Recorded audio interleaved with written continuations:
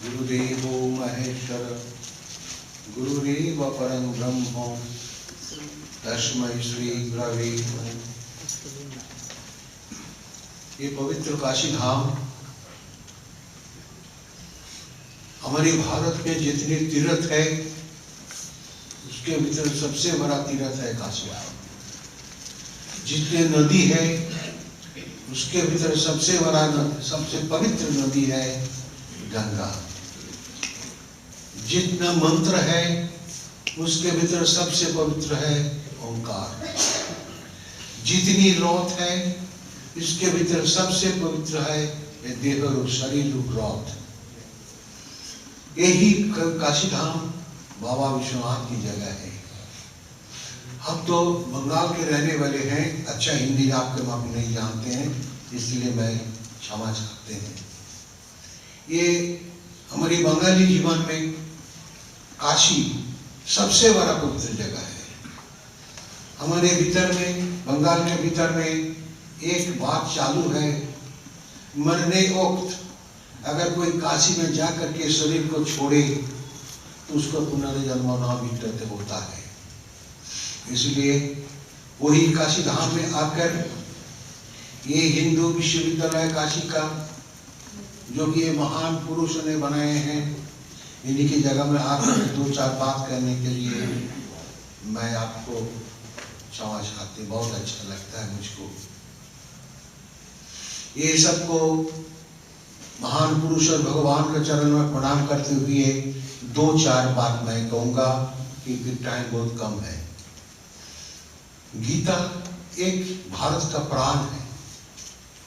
इसके ऊपर कोई ग्रंथ हो नहीं सकता, लेकिन ये क्या ओनली ग्रंथ है ना और कुछ है। हम जीवन में हम सबको देखते हैं कि दो साइड है, एक है इंटरनल, एक है एक्सटर्नल। एक्सटर्नल में हम हमेशा है, खाना खाते हैं, सोते हैं, बात करते हैं, झगड़ा करते हैं, प्रेम करते हैं, पैसा इनकम करते हैं, बहुत कुछ करते ही ये जगत में, लेकिन ये टोटली है एक्सटर्नल। इसके अतीत हमारा एक इंटरनल है।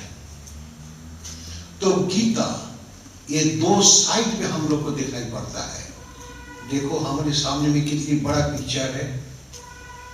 वो पिक्चर में मैं क्या देखता हूं कि भगवान कृष्ण अपना अंगुली के ऊपर सुदर्शन चक्र लेकर के उनका विरोधी पक्ष को खत्म करने के लिए गया। ये तो एक्सटर्नल हो गया, लेकिन हमारी गीता क्या ओनली एक्सटर्नल के ऊपर है ना और कुछ। इसमें है एक 18 चैप्टर है। 18 चैप्टर के भीतर एक एक चैप्टर का लास्ट में लिखा हुआ रहता है इति ब्रह्म विद्यायां योग शास्त्रे श्री कृष्णार्जुन संवादे। यही इसका ग्रामर है। ये भारतवासी तुम ऐसा करके जो डेड बॉडी देखो पिक्चर में पड़े हुए हैं, ऐसा नहीं, ये एक्सटर्नल है। ऐसा करोगे तो तुम्हारा पाप होगा। भगवान कृष्ण भी करेगा, उनको भी पाप होगा। नहीं जी, हमारी बात दूसरा है। आप लोग नाराज बात रही है, बहुत श्रद्धा के साथ सुनिए। पीछे जो कुछ बोलना है हम प्रश्न लगाएंगे, आप बता सकते हैं, पूछ सकते हैं। ये एक्सटर्नल माइंड का मैनिफेस्टेशन है, लेकिन इंटरनल माइंड का मैनिफेस्टेशन क्या है? ये भगवान कृष्ण कौन है? वो देवकीनंदन, हाँ जरूर। वो मथुरा में जिसका जन्म हुआ था, हाँ जरूर। लेकिन वो कृष्ण क्या बोल के गए वो हमको अभी देखना चाहिए। वही टाइम अभी हमारा भारत में आ गया। अभी सत्य युग knocking the door. You the people of the India were ready because the कली युग खत्म होने वाले हैं। कली का मीन्स बैड, तो बैड खत्म होने वाले हैं। ये चंचल प्राण का प्रोडक्शन है। इससे अभी दूर हमको हटना है, नहीं तो भारतवासी का अगले दिन में रोना पड़ेगा और भी रोना पड़ेगा। अब देखो हमारे भारत का विरोधा है, तमाम दुनिया से आता है, बम लगा करके तुम खत्म कर देगा। ये क्या बात हो गया? ये नहीं चलेगा। ये हमारे के भारत का शिक्षा नहीं है। लेकिन हमारे भारत का शिक्षा क्या है? प्राणो ही भगवान ईश, प्राणो विष्णु पितामह, प्राणेन धर्यते लोक, सर्वं प्राणमयं जगत्। ये हमारा भारत का आदर्श है। वही कृष्ण है, वही प्राण कृष्ण है। वो देवकीनंदन पुत्र के भीतर जो प्राण है, तब वो कृष्ण जिंदा था। वो कृष्ण जो कहते हैं वो प्राण से आता है। वो प्राण को देखो, ये सबके भीतर प्राण है। इसलिए वही प्राण भगवान है, वही प्राण ईश्वर है, वही प्राण विष्णु है। विष्णु का मतलब जो सर्वव्यापी है। आप लोग बहुत आदमी संस्कृत जानते हैं। विष्णु का मीनिंग है सर्वव्यापी, इसलिए वो प्राण सर्वव्यापी है, इसलिए वो विष्णु है। विष्णु कोई मूर्ति नहीं है, वो सर्वव्यापी विष्णु है, इसलिए प्राण विष्णु है। प्राण पितामह मीन्स द ग्रैंडफादर। मेरे ग्रैंडफादर ग्रैंडमदर जिंदा था तो मेरे पिता का जन्म हुआ, और मेरे पिता और माता जिंदा था इसलिए मेरे को जन्म हुआ। इसका मतलब क्या हुआ? मीनिंग क्या होता है कि प्राण से प्राण का पैदा होता है। जैसा कि एक प्रदीप लाया, इसका यहाँ वो आग जलता है, हम लाखों प्रदीप उसको जलाए तो इसका आग कमती नहीं होगा। ये जब नंबर 1 का जो प्रदीप है, इसका आग कभी खत्म नहीं होगा अगर उसका तेल ऑयल रहे तो।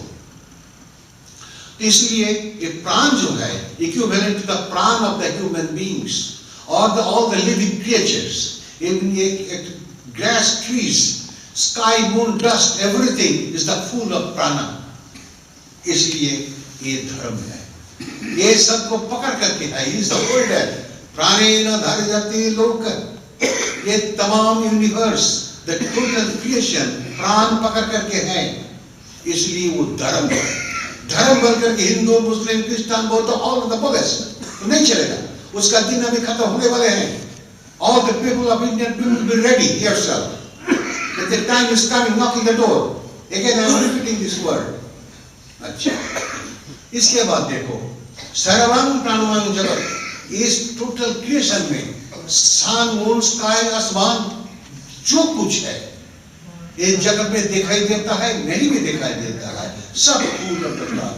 प्राणा छोड़ करके जगत में कुछ है ही नहीं। इसलिए भगवान कृष्ण कहते हैं मैं तो सर्वव्यापी हूं, मेरा जन्म भी नहीं है, मेरा मृत्यु भी नहीं है, वही गीता में बताए। तो ये कृष्ण कौन है? लेकिन ये जो कृष्ण हम लोग देखते हैं, उनका तो जन्म हुआ था, मृत्यु हो गया, लेकिन वो कृष्ण क्या कह के गया? वो हमारा भारत का वाणी है, उसको देखो। ये कृष्ण कहते हैं कि हमको आग में जलाया नहीं जाएगा, हमको धूप में सूखा नहीं जाएगा, हमको कोई अस्त्र से काटा नहीं जाएगा, हम ना जन्म है ना मृत्यु है। लेकिन वो कृष्ण का तो जन्म मृत्यु हुआ था, वो तो मर गए।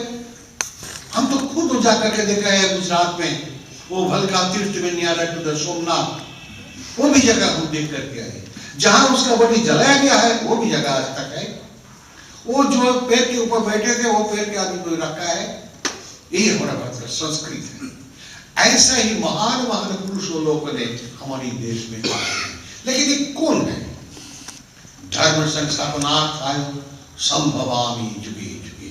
एक युग जाते हैं, दूसरे युग आते हैं। ये जो जंचर पीरियड, इसी जगह में भगवान कृष्ण आ जाएंगे। वो बल्कि कृष्ण नहीं, वही कृष्ण वो त्रेता युग का अंत में भगवान रामचंद्र लेकर के आत्मा राम रूप लेकर के आए थे। वही आत्मा राम पीछे प्राण कृष्ण लेकर के मथुरा में आ गए। वही भगवान देखो, त्रेता युग का अंत में वही भगवान संभवामी जुगे जुगे, त्रेता के बाद द्वापर आते हैं। वही हम यहाँ आपको स्केच करके पहले दिखाएगा, just to give you some preamble. इसके बाद हम फिर करेंगे।